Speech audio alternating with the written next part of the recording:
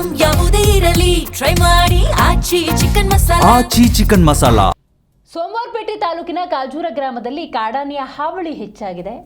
ಮನೆಯ ಮೇಲೆ ದಾಳಿ ಮಾಡಿದೆ ಎನ್ನುವಂಥ ಮಾಹಿತಿ ಲಭ್ಯವಾಗ್ತಾ ಇದೆ. ಈ ಮಲೆನಾಡು ಭಾಗದಲ್ಲಿ ಕಾಡಾನೆಗಳ ದಾಳಿ ನಿರಂತರವಾಗಿ ನಡೀತಾ ಇರುತ್ತೆ.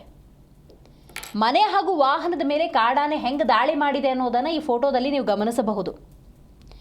MG ಗೋಪಾಲಕೃಷ್ಣ ಅನ್ನೋರಿಗೆ ಸೇರಿದಂತಹ ಮನೆ ಇದು. ಆಟೋ, ಸ್ಕೂಟರ್, ಮನೆ ಮೇಲ್ಛಾವಣಿ ಎಲ್ಲ ಜಖಮಾಗೋಗಿದೆ.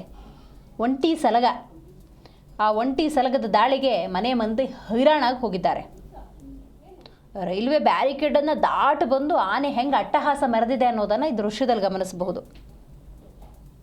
ಕಾಡಂಚಿನ ಜನತೆಯಲ್ಲಿ ಕಾಡಾನೆ ದಾಳಿ ಅನ್ನೋದು ಆತಂಕವನ್ನು ಹೆಚ್ಚು ಮಾಡಿದೆ.